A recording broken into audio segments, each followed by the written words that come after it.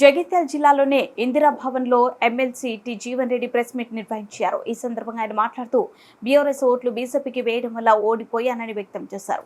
BJP మత ప్రచారం చేసి రామ మందిరం కట్టిన యూపీలోనే బీజేపీ ఓడిపోయిందన్నారు. అనుకున్న ఫలితాలు రాకుండా నన్ను నమ్మి నిజామాబాద్ పార్లమెంట్లో 4,87,577 ఓట్లు వేసిన ప్రజలకు మరియు పార్టీ కోసం కష్టపడ్డ కార్యకర్తలందరికీ ధన్యవాదాలు తెలియజేశారు.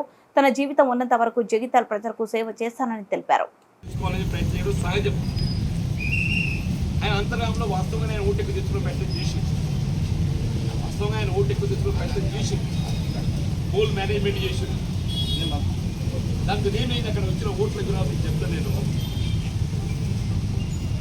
కాంగ్రెస్ ఏదైతే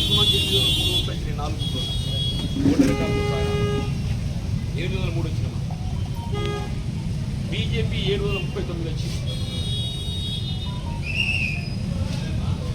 730 బీజేపీ వచ్చింది. మాకు 64 ఓట్లు అధికంగా వచ్చింది బీజేపీ. టీఆర్ఎస్ ఏదైతుందో 640 ఓట్లు వచ్చింది. టీఆర్ఎస్ 640 ఓట్లు వచ్చింది అక్కడ.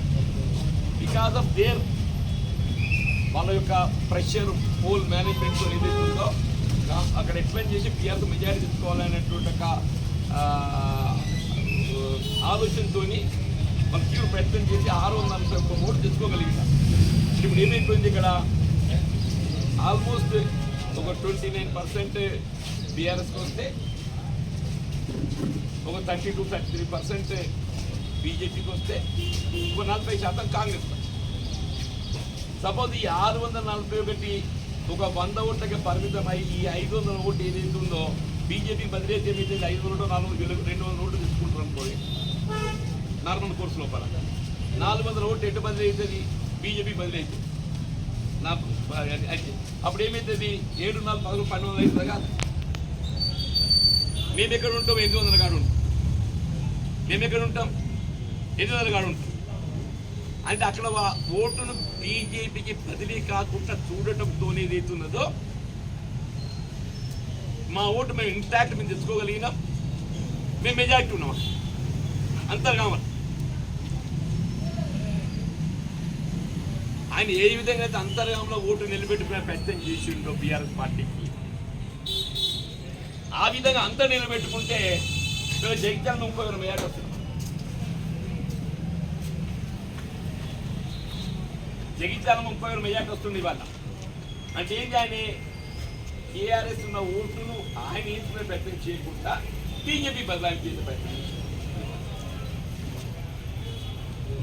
ఆ పర్యవసనంతో ఏదైతుందో ఇక్కడ మేము ఆశించిన మేము మెజారిటీ పొందలేకపోయింది. అంటే ఎన్నిక అనేది ఏ విధంగా జరిగింది చెప్తుంది. ఫిగర్ తీయమన్నప్పుడు ఇస్తాను నేను.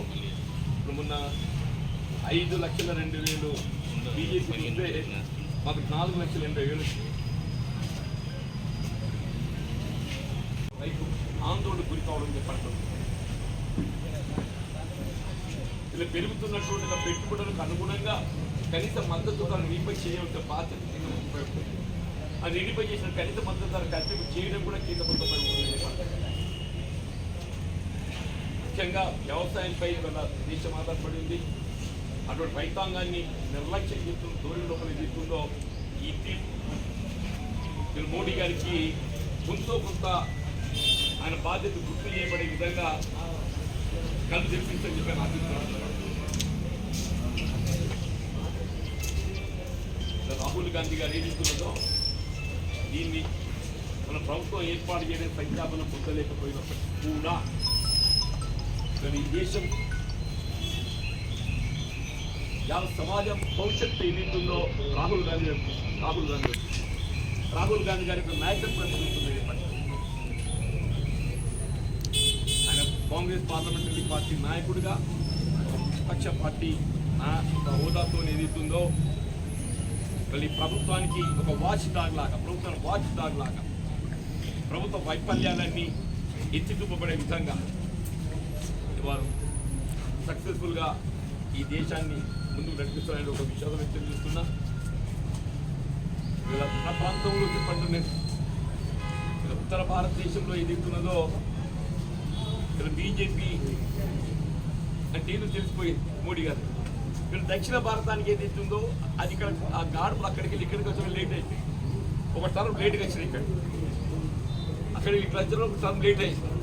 ఆ ప్రభావం ఇక్కడ ఇప్పుడు చూపెట్టి, ఆ ప్రభావం ఇప్పుడు ఇక్కడ చూపెట్టి అంటే దీంతో కథ ముగుస్తుంది, దీంతో ఈ కథ ముగుస్తుంది. దానికి తోడు ఏదైతున్నదో ఇలా బీఆర్ఎస్ పార్టీ ఇలా శత్రువు మిత్రుడు అన్నట్టు, ప్రత్యర్థి మిత్రుడు అన్నట్టు వీళ్ళు బీఆర్ఎస్ అనేది ఏదైతుందో స్వయంగా వారి ఉనికి నిలబెట్టుకునే ప్రయత్నం చేయాలి. కానీ వాళ్ళు ఉనికి